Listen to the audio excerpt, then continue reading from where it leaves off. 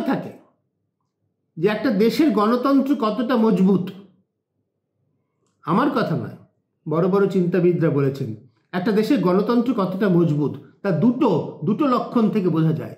এক, সে দেশের সংবাদ মাধ্যম, প্রেস, মিডিয়া তারা সরকারের সমালোচনা করে কিনা, এবং দুই, সে দেশের জুডিশিয়ারি, বিচার ব্যবস্থা সরকারের বিরুদ্ধে রায় দেয় কিনা। মিডিয়ার কথা আমরা জানি, মিডিয়া এখন সরকারের বশংবদ।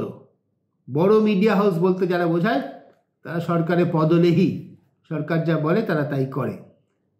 তারা সরকারের সমালোচনা করে না, তারা বিরোধী দলের সমালোচনা করে এমনভাবে যেন তারা সরকার পক্ষের হয়ে রাজনীতির সওয়াল করতে নেমেছেন। সেটা আমরা তো দেখি।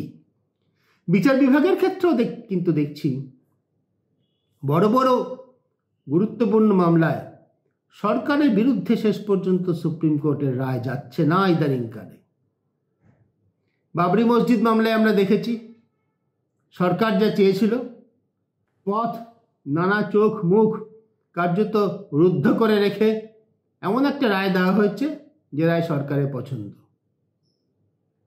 ইলেকট্রাল বন্ডের মামলা, দৃশ্যতেই প্রকাশ্যতেই দুর্নীতি হচ্ছিল, সবাই বলছিলেন এদেশে গণতন্ত্রের পক্ষে যারা সবাই বলছিলেন যে বিজেপি সরকার এসে এমন একটা ব্যবস্থা করেছে যাতে কর্পোরেট সংস্থার থেকে শুধু তারাই পয়সা পাবে।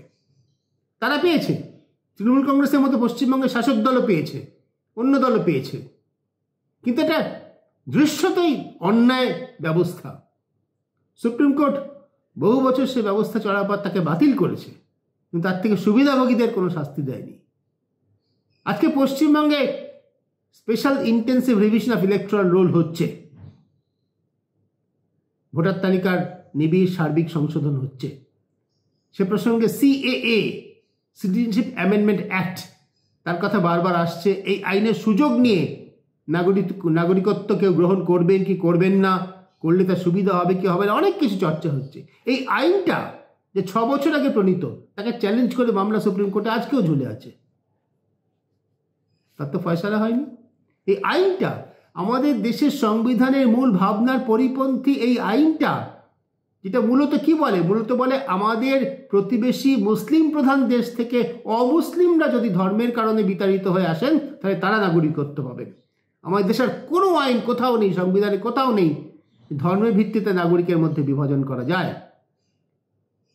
উল্টোটা লেখা আছে, ধর্মের ভিত্তিতে নাগরিকদের মধ্যে মানুষে মানুষে বিভাজন করা যায় না। এই যে আইনটার মূল ভাবনাটাকে চ্যালেঞ্জ করে যে মামলা সুপ্রিম কোর্টে আজও ঝুলে আছে।